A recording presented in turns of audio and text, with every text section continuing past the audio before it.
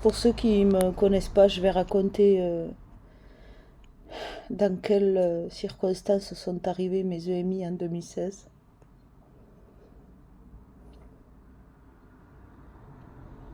Je suis tombée sur un stomatologue complètement fou, le docteur Jean-François Sibel, à Nîmes. Si vous cherchez son nom sur Google, vous verrez qu'il y a plein de femmes qui ont laissé des avis comme quoi elles pensent qu'il cherche des proies, que c'est un psychopathe, qui les a toutes massacrées, qu'elles ont toutes eu des problèmes de santé pendant des années après être passées entre ses mains. Pendant qu'il m'a opéré, il avait son cabinet en bas de chez lui. Il y avait son chat, Angora, sur mes genoux. Hein. C'est pour vous dire l'hygiène du cabinet. Le cabinet était totalement dégueulasse. Mais j'avais un abcès périapical en bas de la gencive et une surocclusion d'une couronne dentaire sur la dent 46. J'avais la couronne qui s'enfonçait dans la gencive, alors qu'on ne savait pas à l'époque que j'étais allergique au nickel et à la lidocaïne. Il a utilisé la xylocaïne, c'est de la même famille que la lidocaïne, je suis allergique aux deux. Donc je vais à l'hôpital Carimo, je leur dis que j'ai le cœur qui bat très très vite et que je me sens très très mal depuis une opération dentaire. Ils ont failli me mettre en maison de repos. Heureusement, j'ai vu un psychiatre dans le passé pour un épuisement psychologique et il ne m'avait pas donné de traitement. Et donc, ils m'ont demandé si j'avais un psy. J'ai dit oui. Ils l'ont contacté pour demander l'autorisation de me mettre en maison de repos. Heureusement, le psy a dit mais non, elle n'a pas de maladie psychiatrique. On ne met pas les gens en maison de repos comme ça. Oui, mais on pense qu'elle fait une crise d'angoisse grandiose, je sais pas quoi. Alors qu'en fait, je faisais une allergie à l'anesthésique et une septicémie en prime. Oui, parce qu'en plus, il m'avait tapé pendant 1 heure au maillet comme un malade. Je sentais tout craquer. La mâchoire, le thorax et tout. Depuis, ma mâchoire ne tient plus d'ailleurs. Et il a tapé comme un malade. Vers la fin de l'opération, il me dit écoutez, il y a un problème. Parce qu'en fait, j'avais un syndrome d'Ehlers-Danlos pas diagnostiqué. C'est pour ça que la couronne s'enfonçait dans les tissus. Et c'était surinfecté. Et il me dit il y a un problème, j'ai jamais vu ça, ça fait 1 heure que je tape. La dent casse jamais. Au contraire, ça s'enfonce encore plus dans la gencive. Vous n'avez pas de diagnostic de maladie du tissu conjonctif ou...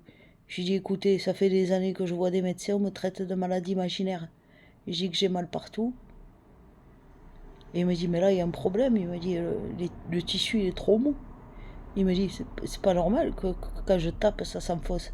Et en fait en odontologie, il soulève la dent. On tape jamais au maillet sur une dent, ni sur quoi que ce soit, sauf si on est un boucher, un chirurgien de merde. Hein. Et donc voilà, il tape comme un malade pendant 1 heure. Je lui dis que mon cœur ça va pas. Il me dit oui mais c'est le stress, c'est parce que ça dure depuis longtemps. En fait c'était l'allergie à l'anesthésique et la septicémie. Donc je suppose que l'abcès qui était placé près d'un nerf qui était très mal placé, peut-être que ça s'est déversé un peu dans le système nerveux, je sais pas. Donc suite à ça, donc j'arrive aux urgences. Ils ont failli me mettre chez les fous, quoi. Enfin, à la clinique maison de repos, ça s'appelle. Donc le psy, il les a interdits de me mettre en maison de repos. Ben, heureusement qu'il était joignable, hein, sinon j'atterrissais en maison de repos et je mourrais là-bas d'une allergie à l'anesthésique, donc. Et de septicémie. Voilà, c'est très sérieux. Hein. Oui, je suis pas rancunière hein, contre le corps médical. Hein. Je vous dis de faire confiance aux médecins, mais c'est pour ça que s'ils n'ont pas de solution, venez quand même vite me voir. Hein. Mais après, être passé aux urgences, c'est tout, évidemment. Hein, que s'ils foutent rien, quoi. Et Donc, de là, mon état se dégrade de plus en plus. Je fais de tout chez moi. Décharge électrique dans la jambe gauche, des convulsions, de tout, de tout, de tout. Je retourne aux urgences, rien à foutre, 8 heures d'attente. Mais non, c'est rien. Ils me font rentrer chez moi à chaque fois. Euh, Ça doit être l'angoisse, ça doit être l'angoisse. Je dis, m'arrêter, j'ai jamais fait de crise d'angoisse avant ça. Tout d'un coup, je ferais de l'anxiété là, tout d'un coup. Ah oui, mais cette opération a été éprouvante. J'ai dit, non, non, non, non, non. Non, non, j'ai senti qu'il s'est passé un truc pendant l'opération, ça va pas. Ils ont mis je sais pas combien de semaines à commencer à me faire les prises de sang. Ça faisait au moins 10 fois que j'allais aux urgences avant de pouvoir avoir une prise de sang qui voit qu'il y a une septicémie. Ils me donnent enfin des antibiotiques allergies aux urgences. Ils me changent les antibiotiques allergies aux urgences. Je commence à perdre du poids à vue d'œil, puisqu'ils n'ont toujours pas diagnostiqué l'allergie à l'anesthésique, qui découvriront qu'un an plus tard. En plus, ce stomatologue, il n'a rien trouvé de mieux que de me péter que la moitié de la dent, et le reste, monsieur voulait le couronner. J'ai réussi à prendre un rendez-vous en urgence en odontologie à l'hôpital, et ils m'ont dit, mais les cabours, ce mec, l'abcès que vous aviez là sur les radios, ça c'est une urgence vitale. Et on me laissait avec ça depuis l'âge de mes 14 ans. J'avais cet abcès depuis l'âge de mes 14 ans. Et donc toute ma vie, j'avais souffert de fatigue chronique, de douleurs incompréhensibles et tout. Tout venait de cet abcès dentaire, de cette dent. Et enfin, et de l'air dans l'os aussi qui n'a rien arrangé parce que bon, j'ai fait une descente d'organes, on m'a posé un filet pour tenir les organes l'an dernier.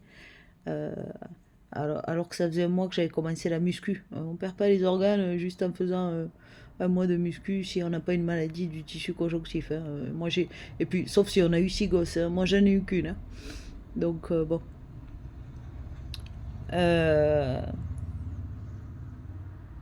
Et puis bon les entorses à répétition dans l'enfance, il y a plein de signes qui trompent pas dans le syndrome d'Ehlers-Danlos. C'est pas juste la descente d'organes à un âge jeune après une seule grossesse, mais déjà ça peut mettre sacrément la puce à l'oreille hein, sur ce genre de maladie. Et donc où j'en étais? Oui, donc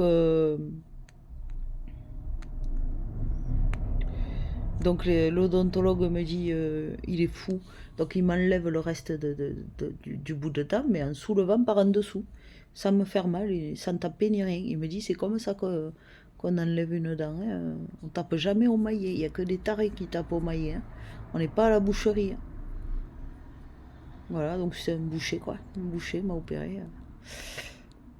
Et donc jamais prise au sérieux par l'hôpital carrément. Hein. J'ai fait je sais pas combien d'allers-retours.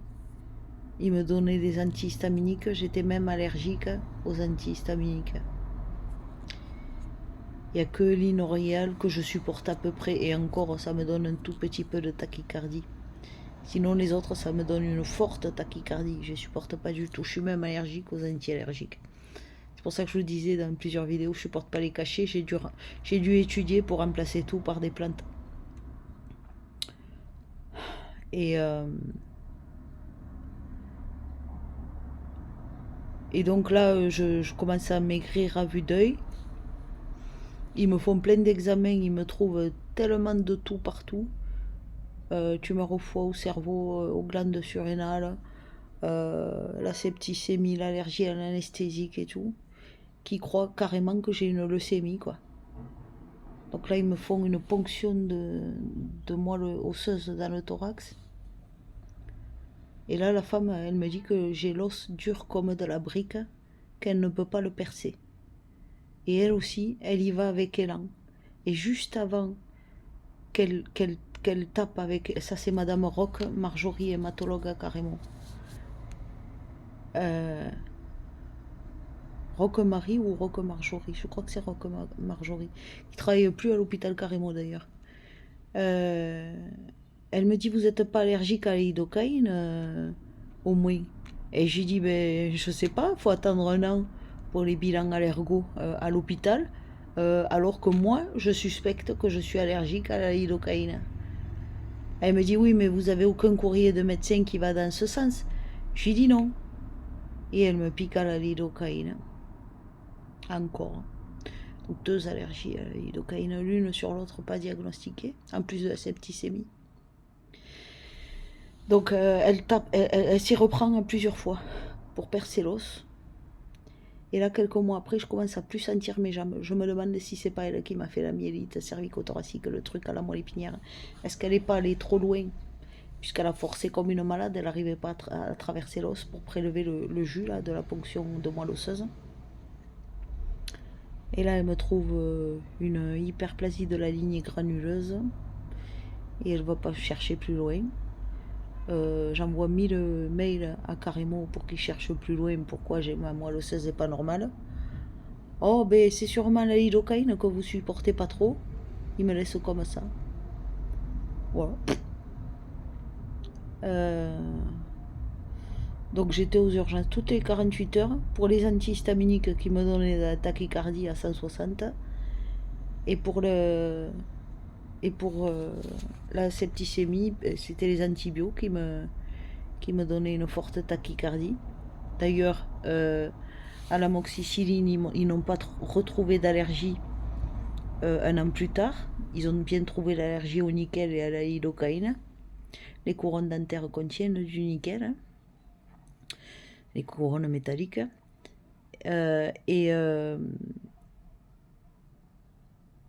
qu'est-ce que je voulais dire? Ouais, donc je commence à plus sentir mes jambes, à trembler comme si j'avais un Parkinson. J'ai une décharge. Non, ça c'est juste après l'opération que j'ai la décharge électrique dans la jambe et que je fais les convulsions. Et là, toujours pareil, traité de maladie imaginaire, de jamais prise au sérieux. Comme je faisais la tachycardie, je parlais vite. Ben, ça m'angoissait de faire la tachycardie, donc et je pense qu'il devait me prendre pour une folle. Pas prise au sérieux par aucun médecin, syndrome de Cassandre dans toute sa splendeur. Et donc là, mes jambes, c'est de pire en pire. Le radiologue me dit, bon là, avec ce que vous avez au foie, il m'a dit, si vous avez des enfants, épargnez-les de ce qui va suivre. Donc je laisse ma fille 4 ou 6 mois ou 8 mois, je sais plus, à ma soeur. Juste avant qu'elle parte, ma famille vient autour de moi. Donc à cause de l'allergie à l'anesthésique, j'avais les jambes froides, décolorées et blanches. Blanches comme le frigo.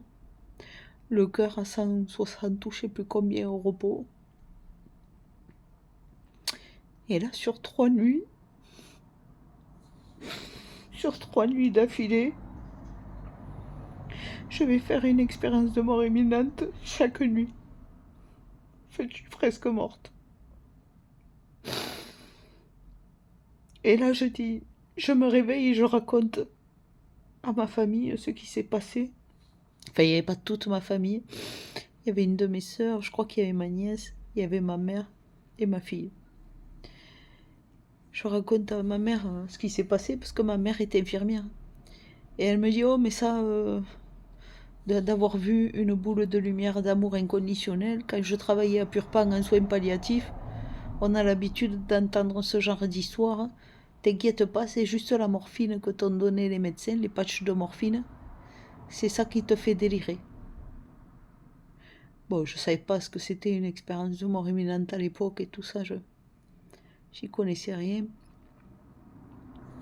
Ou alors j'ai pas fait le lien, je sais plus. Je sais pas si j'avais déjà entendu parler de ça. Non, je crois que j'ai mis des années à réaliser ce que j'avais vécu en fait à ce moment-là. Et à mettre des mots dessus et tout ça, parce que ça fout un choc. Hein. Et donc là, je dis à ma soeur, Bon, ben, je commence à voir Dieu, donc je vais mourir. Donc prends ma fille.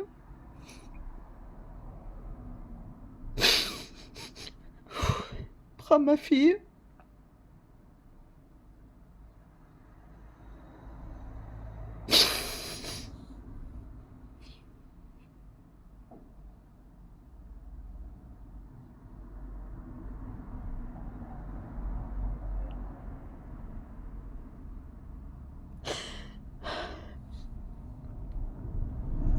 Elle a pris ma fille 4 ou 8 mois, je me souviens plus combien de temps.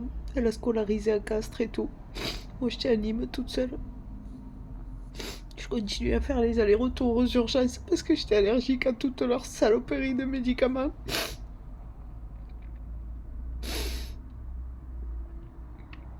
Et je continuais à maigrir à vue d'œil.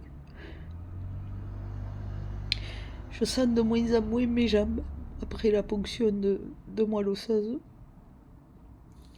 Alors ils croient que j'ai la sclérose en plaques.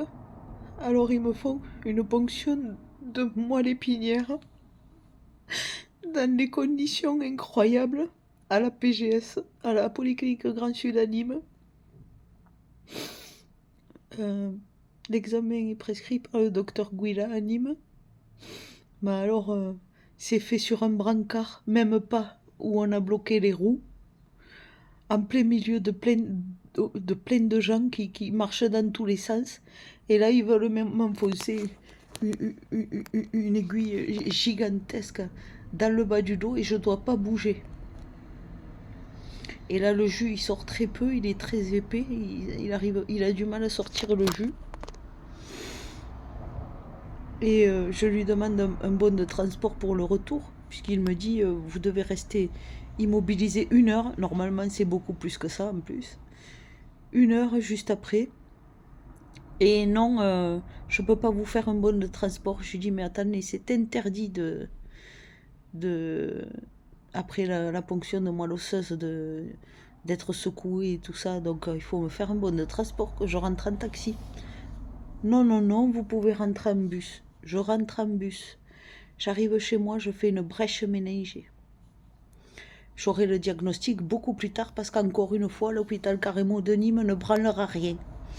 Les urgences. Donc je vomis des litres marrons.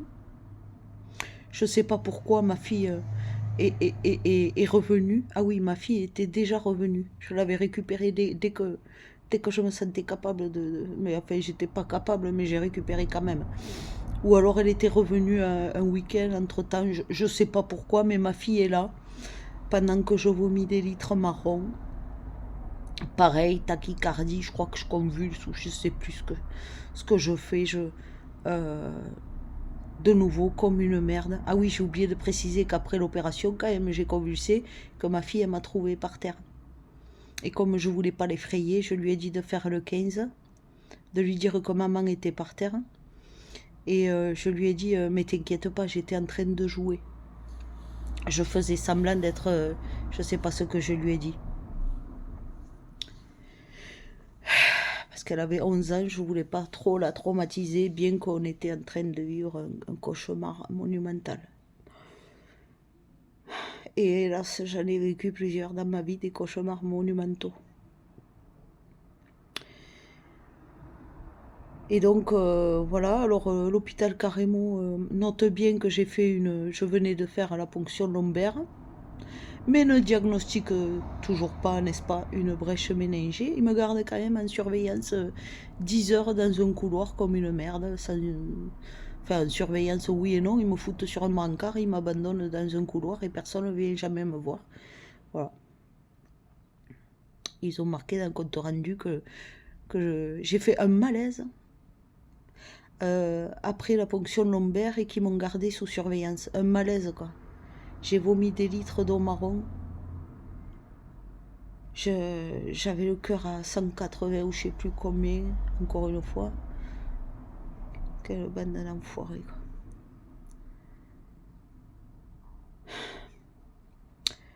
Bon, Donc mes jambes, je continue à perdre du poids à vue d'œil. Je perds, je sais plus, 16 kilos en un mois et demi ou je sais pas quoi. J'arrive plus à manger. On me fait une gastroscopie, une coloscopie, on me trouve de tout. Des ulcères du sang, une diverticulose, de tout là-dedans. À cause de toutes les allergies médicamenteuses, à cause du poison que m'ont prescrit les médecins.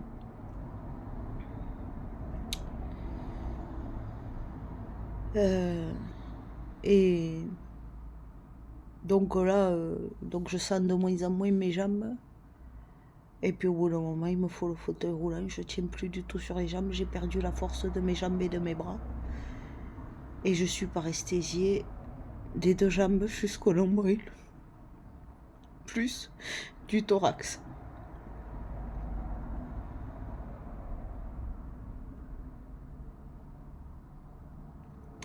Et là, je crois que je suis en fauteuil roulant quand je récupère ma fille.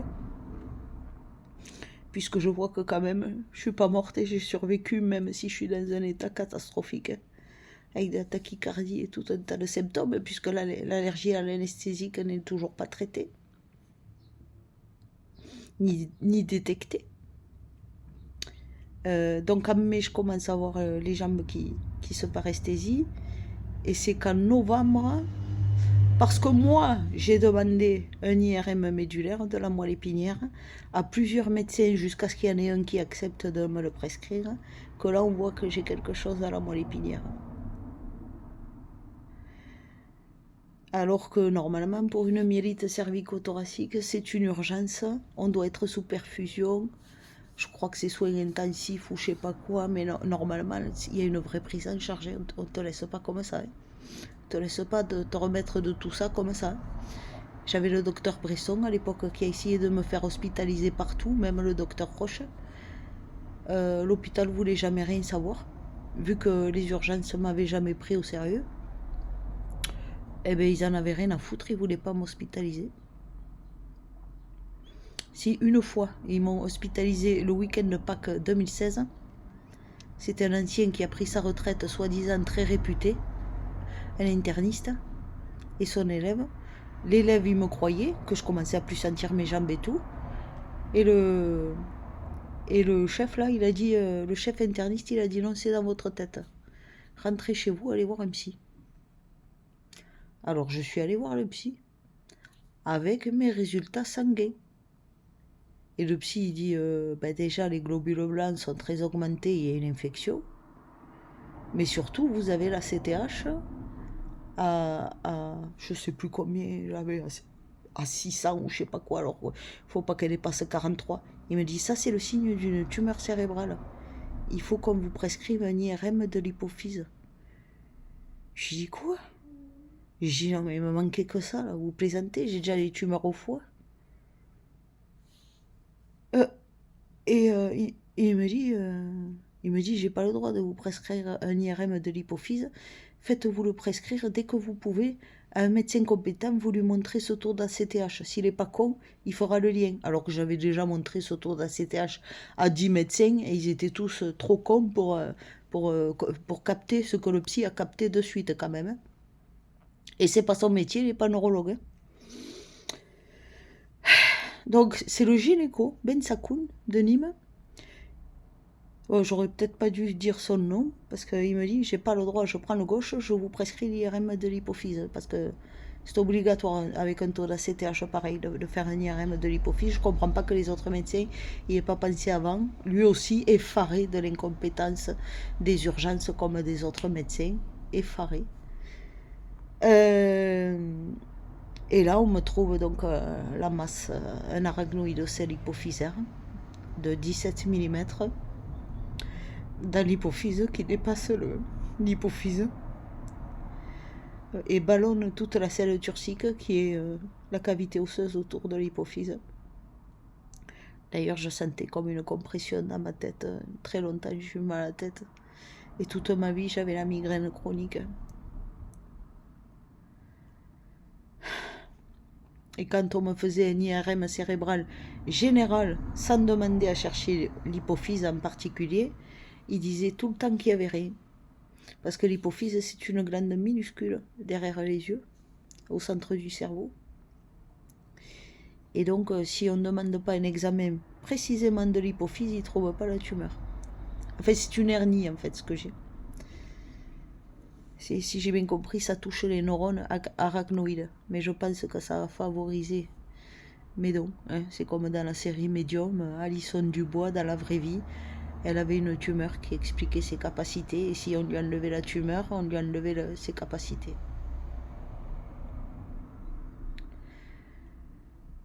Donc après, je récupère ma fille. Je suis toujours dans un état catastrophique. Je suis en fauteuil roulant. Je crois que ça s'est passé dans cet ordre-là.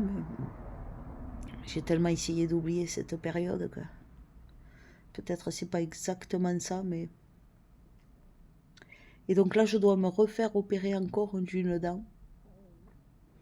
Et après l'opération, pourtant j'ai le diagnostic des lèvres dans l'os à Paris, au centre Elia Santé entre-temps. Donc ils savent qu'ils doivent m'opérer d'une manière et pas d'une autre et tout. Et cette fois-ci, j'ai pas affaire à un boucher. Mais là encore, malgré que j'ai été opérée en odontologie à Carremo, je fais une hémorragie après l'opération. Donc là, il me prescrit un anticoagulant, un truc pour arrêter le sang que je tapote matin et soir, ou je sais plus. Enfin, je respecte la prescription sur l'ordonnance, je fais ce qu'il me dit. Et là, je vois que ma gencive elle devient toute blanche. Et je ne sais pas si c'est pas à ce moment-là que ma mâchoire s'est anesthésiée. La gencive devient toute blanche. Je retourne en odontologie. Il faut attendre plusieurs jours à chaque fois pour le rendez-vous. Hein. Une horreur. Hein. Et en fait, j'ai fait un infarctus osseux. Donc, je ne savais même pas que ça existait. Infarctus veut dire une zone qui a été privée de sang pendant trop longtemps et qui est en train de mourir. Donc c'était mon os. En fait, il y avait bien une partie de mon os de la gencive qui était mort. Il a fallu qu'il rouvre là où il a opéré, le mec, et qu'il aille curer l'os qui était devenu noir. J'avais la gencive toute blanche.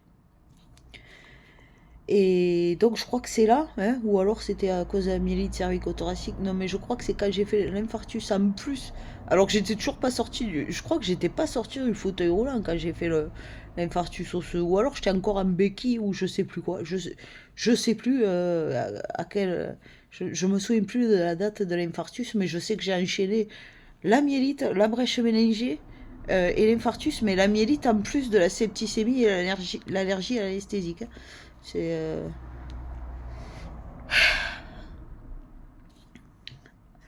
I will survive, ouais.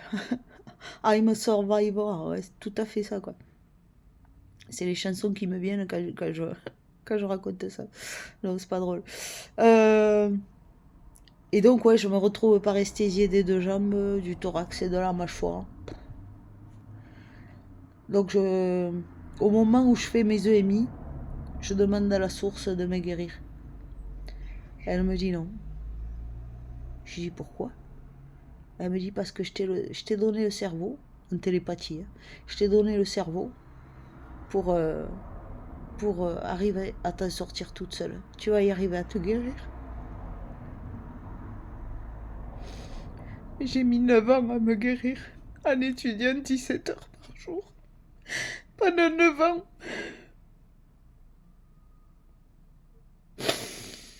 Mais effectivement, j'ai réussi. Mais à quel prix? À quel prix?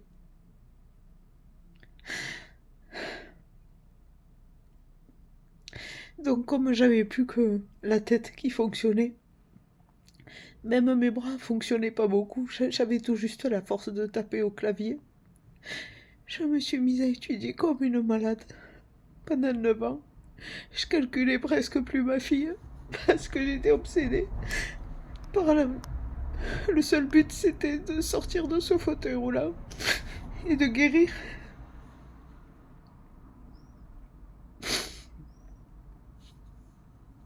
Et quand j'étais en fauteuil roulant, je me faisais dessus aussi.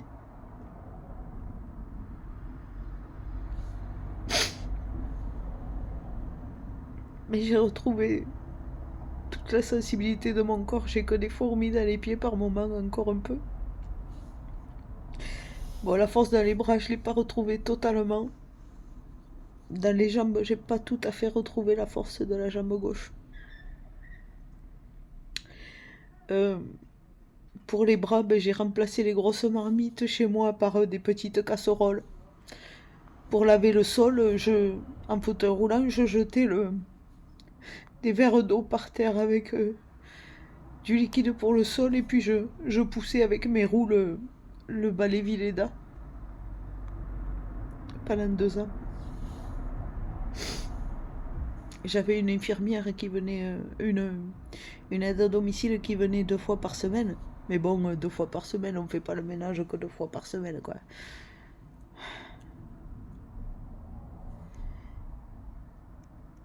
Et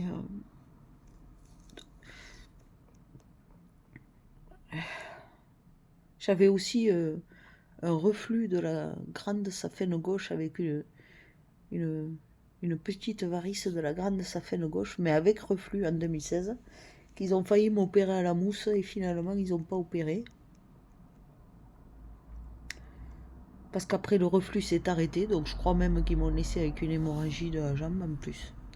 La totale. Après ils vont me trouver les anticorps du SAPL, le syndrome des antiphospholipides, une maladie, une des pires maladies qui soit, hein, c'est-à-dire qu'après un choc ou une opération, le sang se met à faire des caillots de partout, fait des infarctus à répétition. Et il me trouve ces anticorps, et comme le diagnostic de 2016, en plus de la myélite et la septicémie, c'était un sepsis ischémique, ils ont conclu que j'avais bien un SAPL en plus du syndrome des Ehlers-Danlos. Jusqu'à ce que je vois un hémato très réputé que je croyais être compétent, mais qui d'après un professeur ne vaut rien, le professeur Gris à Nîmes, pas du tout spécialiste de la coagulation, qui soi-disant me prouve par A plus B, par un bilan sanguin, que je n'ai pas de SAPL et qu'on peut être tranquille de ce côté-là. Bon. Ensuite, je retourne aux urgences pour une douleur au ventre quelque temps après. Ils me disent, comme d'habitude, vous n'avez rien, vous conseillez d'aller voir un psy, ça doit être de l'angoisse, je sais pas quoi. Avec les antécédents que j'avais, je sortais du fauteuil roulant et tout, ça doit être de l'angoisse. Ils me rejouaient la même chanson, ils ont honte de rien quand même, hein. 2 ans de fauteuil, et tu entends encore la même musique, c'est dans la tête. No comment, les urgences de Nîmes, au secours, les urgences de Nîmes. Et donc là, ils me disent que j'ai rien, puis je rentre chez moi, et je vois que sur la radio, ils me disent, il y a marqué compte rendu de la radio, un adénome surrénalien. Je retourne le lendemain aux urgences parce que j'ai toujours mal au bide. Et je leur dis, mais pourquoi vous avez dit que j'avais rien vous m'avez conseillé de voir un thérapeute ou quelqu'un que soi-disant c'était peut-être que de l'angoisse qui me faisait mal au ventre alors que vous venez de me trouver une tumeur au-dessus des glandes surrénales. Et il me dit, oui, mais c'est pas ça qui explique votre mal de ventre. Non, mais de là à me dire que j'ai rien, de même pas me dire que j'ai une tumeur et de le lire sur le compte rendu en rentrant chez moi, mais vous avez pas honte? Ah, mais c'est rien, c'est fréquent les adénomes surrénaliens. Et je dis, mais ça mérite pas de voir un spécialiste, non? Il n'y a pas de spécialiste de ça? Mais non, non, non, vous inquiétez pas. Rien à foutre. Hein, il me laisse avec je sais pas combien de tumeurs dans le corps, l'hôpital, encore une fois. Rien à foutre de tout.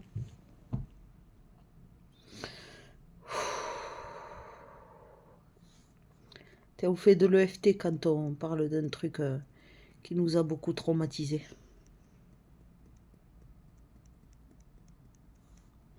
On fait ça. On fait ça.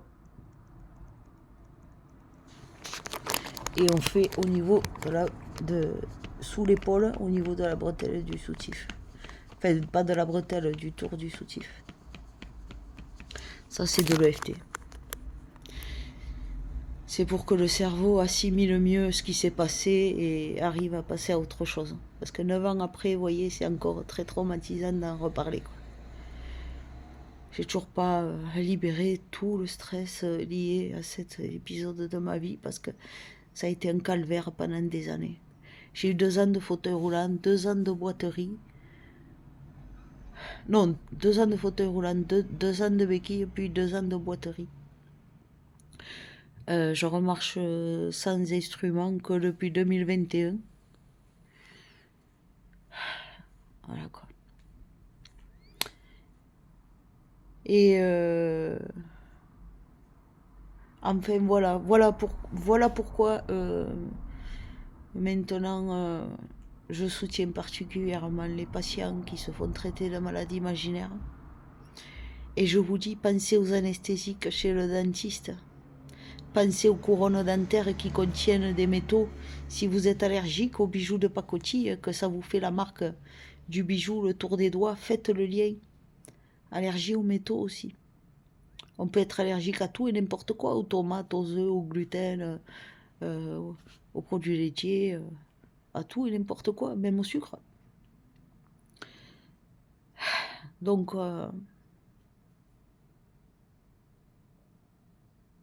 voilà, après mon expérience de mort imminente, j'en ai fait 2 vidéos. Une où c'était assez récent et une autre où j'ai pris mon courage à deux mains pour la raconter sans pleurer. Mais avec la nouvelle interprétation quelques années plus tard, c'est celle que j'ai laissée en mode public sur ma chaîne.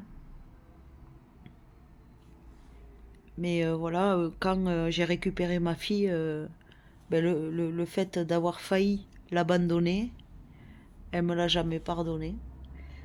Elle m'a dit, tu te rends compte, quand je suis partie chez ta Tiffany, je pensais ne jamais te revoir.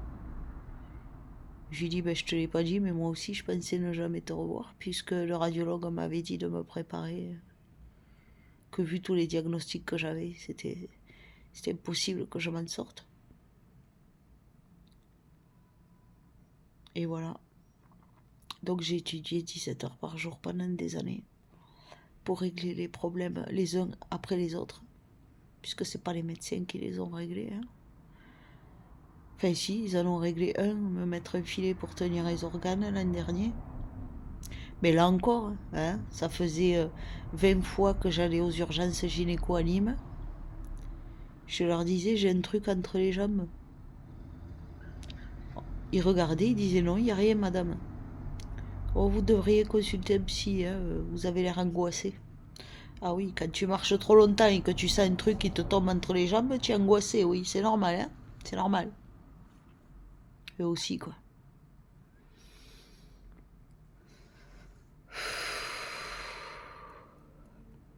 Ça faisait donc 20 fois que j'allais aux urgences gynéco, qui ne voyaient pas la descente d'organes depuis 2016. Hein. Ça aussi, ça traînait depuis 2016. Hein. Et jusqu'à ce qu'en 2020, je comprenne que comme j'ai tissu mou élastique, quand je marche trop longtemps, ça descend, mais quand je reste assise ou allongée longtemps, ça se remet en place, puisque c'est élastique, les tissus sont élastiques, et c'est logique. Et donc, je dis, cette fois-ci, je vais voir un urologue l'an dernier, après avoir marché 3 km. Je fais exprès. Je me dis, alors là, il va trouver le truc entre les jambes, tu vas voir s'il va pas l'avoir, la descente d'organes. Effectivement, il me dit, ouh, mais c'est une urgence médicale. La vessie est complètement en bas et l'utérus commence à descendre aussi. Vite, vite, je vous opère en urgence. Il m'a fixé un rendez-vous 3 semaines après ou je sais pas quoi. Et il m'a posé un filet. Et ça aussi, ça traînait depuis 2016. Ça aussi, ça traînait depuis 2016. Et là, j'ai une boule à laine aussi depuis des années. Ils voient rien à l'échographie, c'est pareil. Tôt ou tard, ils vont trouver ce que c'est. Ils m'auront laissé encore des années avec ça. J'ai une boule à laine que des fois, il m'irradie la cuisse droite. Que des fois, je peux plus lever la jambe. Je peux plus croiser les jambes. Voilà. Ça aussi, ça traîne depuis 2016. Voilà. Tellement certains médecins sont compétents et fiables. Voilà, donc ben, j'ai compté que sur moi hein, pour me sortir de cette merdasse monumentale. Comme toujours. Hein. Voilà, pourtant, on a tendance à avoir foi en des gens qui ont fait plus de 10 ans d'études. Bon, je dis pas que tous c'est de la merde. Hein. Je vous dis toujours, venez me voir moi que quand les médecins n'ont rien pu faire. Hein. Pas avant eux. Mais en tout cas, ne vous laissez jamais traiter de maladie imaginaire. Je suis bien placée pour savoir que on ne se plaint pas pour le plaisir. Jamais. C'est qu'ils sont passés à côté de quelque chose. Voilà. Donc, en fait, en gynécologie, à chaque fois, on attend des plombes aux urgences. Donc, je restais allongée le temps qu'ils m'auscultent. Je restais assise aussi en attendant qu'ils viennent m'ausculter et tout. Ben, la vessie se remettait en place à chaque fois dans cette position-là. C'est quand j'avais marché depuis longtemps qu'elle descendait. Voilà. Donc, là encore une fois, ils sont passés presque 10 ans à côté d'une double descente d'organes. Voilà, c'est bien, hein, c'est l'hôpital de Nîmes carrément, hein, c'est ça, c'est bien. Hein. Voilà. D'ailleurs, s'il y a des journaux télévisés là, qui, s'il y a quelqu'un qui travaille pour un journal là, n'hésitez pas, hein. N'hésitez pas. Moi, je peux passer à la télé, il n'y a pas de souci. Hein. Ouais, ouais. Donc, voilà le calvaire que j'ai vécu en 2016. Ma fille s'est métamorphosée quand je l'ai récupérée, alors qu'avant nous étions fusionnels. On faisait des savons ensemble, des shampoings solides, on fabriquait des bijoux, on fabriquait de la pâte à sel, on dansait ensemble, on allait au cinéma ensemble. Du jour au lendemain, elle s'est enfermée dans sa chambre, elle voulait même plus manger avec moi. Elle me dressait plus la parole, elle voulait plus que je lui fasse de bisous ni rien. Voilà. J'ai continué quand même à l'élever jusqu'à ses 20 ans, enfin jusqu'à ses 19 ans. Et à 19 ans, elle a pris un appart loin de moi pour rejoindre sa cousine qui est à Castres. Parce qu'elles s'adorent, elles sont comme des jumelles. Enfin, elles s'adorent comme des jumelles et comme elles vivaient loin l'une de l'autre, ben, je pense qu'elle est partie aussi pour ça. Et puis aussi parce que on s'entendait plus depuis qu'il s'était passé tout ça. Donc, je considère que l'hôpital carrément a détruit ma famille et ma santé. Bien que, tant bien que mal, j'ai réussi à la récupérer, à peu près. Mais voilà. Et en plus, le diagnostic du syndrome d'Ehlers-Danlos, je l'ai eu qu'à Paris en 2016. Donc, avec ce diagnostic, ils doivent suivre un protocole et les médecins pour nous opérer. Ils ne peuvent pas nous opérer n'importe comment. Et donc, toute ma vie, j'ai eu accouchement et tout un tas de trucs pas adaptés à ma génétique, puisque j'avais cette maladie en plus, quoi.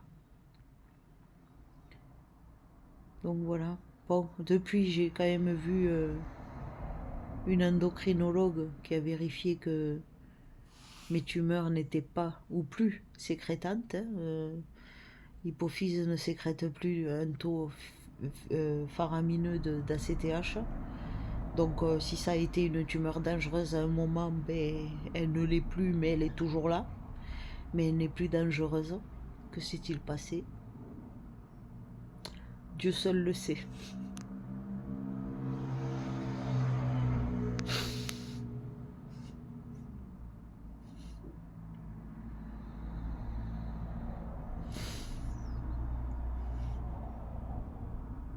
Mais je sais pas si c'est Dieu qui a fait ça. Peut-être qu'il a au moins arrêté la plus grave des urgences que j'avais à ce moment-là, je sais pas. Ah, pourtant, la myélite, c'était une urgence aussi. Ah, mais non, c'était après les EMI, ça. Putain, quelle poisse.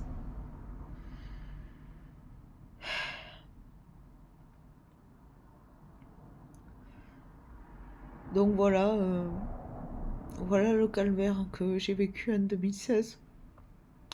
Quand j'ai étudié tout ça, les médecines holistiques, la médecine normale. En fait, pendant les EMI, j'ai vu ma vie de neurochirurgienne, entre autres.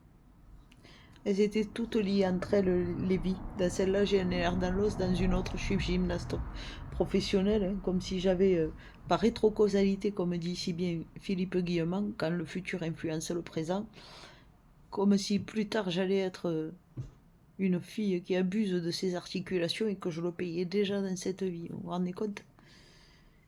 Et, j'avais une masse, enfin, j'ai une masse au cerveau dans cette vie. Dans une autre vie, je suis neurochirurgienne.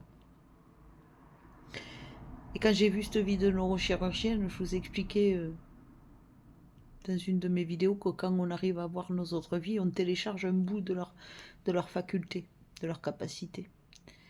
Et quand je suis revenue de mes EMI, pour moi, comprendre la médecine, retenir mes comptes rendus médicaux, c'était devenu pas très facile, hein, je comprends pas tout de tout, mais il y a un peu de ça, quoi. C'est un peu comme une évidence, comme si j'avais récupéré un bout de ma mémoire de neurochirurgienne, que visiblement je vivrai plus tard en plus.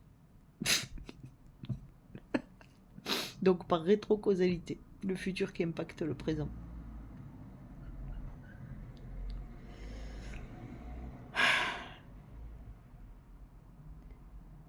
Et voilà, je pense que je vais encore pleurer 1 heure ou deux, parce que c'est remonté ce soir, là, tout ça. Et vous savez, le corps émotionnel, c'est comme un oignon.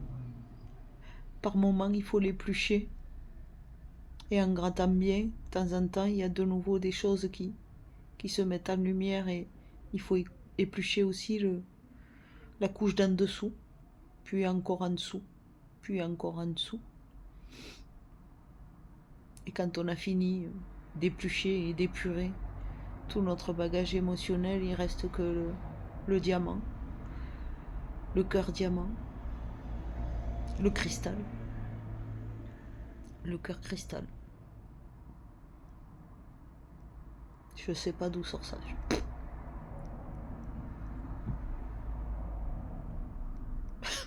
Bref.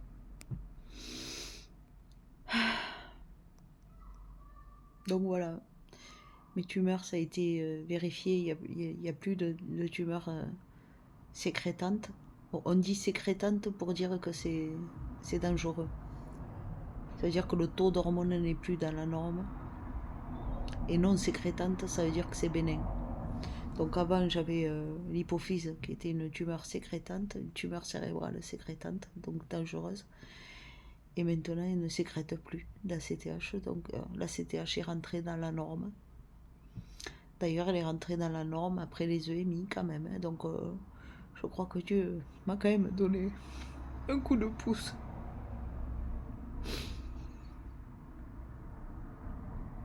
En tout cas, il m'a pas protégé de ce qui allait m'arriver encore après. Mais bon, je lui en veux pas. Hein. Je pense qu'il sait ce qu'il fait. Si j'avais pas traversé tout ça, j'aurais jamais étudié tout ce que j'ai étudié. Je pourrais pas aider mon prochain comme j'aide mon prochain aujourd'hui. Quand j'ai étudié tout ça, j'ai même étudié les secrets des kabbalistes, les secrets des arts martiaux, les secrets des bouddhistes, des taoïstes, des mages blancs. Tout y est passé pour sortir du fauteuil roulant. Les neurosciences, les états modifiés de conscience, et les ondes cérébrales, tout un tas de bordel pour aussi développer mes facultés psychiques, parce que je me disais que si j'arrivais à faire ça, ce serait un atout pour ma guérison. Et j'ai bien fait, parce qu'en plus, maintenant je suis médium aussi, en plus d'être guérisseuse.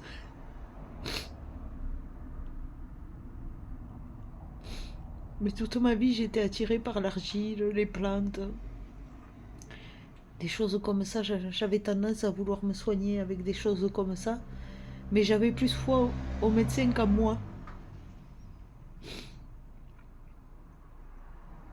Alors j'ai laissé m'empoisonner en fait.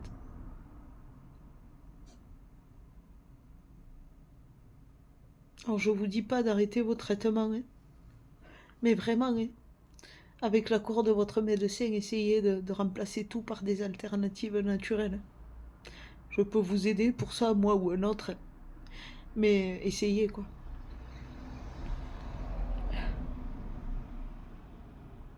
Avec l'accord du médecin, bien sûr, faites pas n'importe quoi, hein. Parce que même des plantes, elles peuvent être incompatibles avec vos médicaments. Il faut faire attention.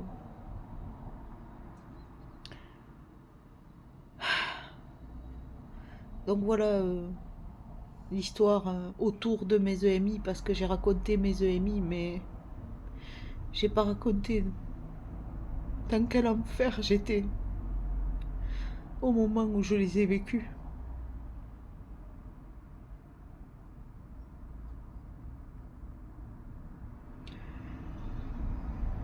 À ce moment-là, j'ai vu la lumière au bout du tunnel. C'est l'expression qu'on dit quand on revient de l'enfer, en voyant la source d'amour inconditionnel qui ne juge rien ni personne. Mais je savais pas qu'après j'allais retomber encore dans un enfer médical. Mais bon, je me souviendrai toujours qu'elle m'a dit: je t'ai donné le cerveau pour te sauver toi-même. Tu vas y arriver. Elle m'a dit: si personne ne croit en toi, moi je crois en toi. Et je croyais pas en moi à l'époque.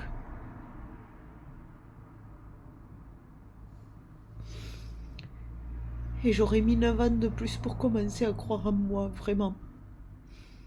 Et avoir les cojones de créer mon entreprise.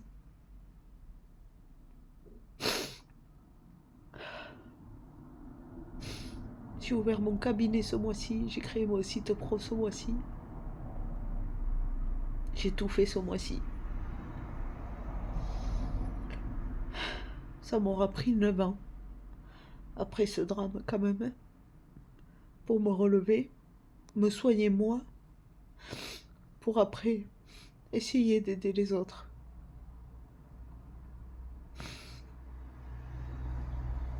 Désolée pour les pleurs. Je suis incapable de raconter cette histoire sans pleurer. Pour l'instant.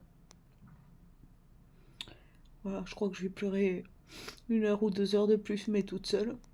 Je vais aller fumer une clope, ça va me faire du bien. Bonne soirée.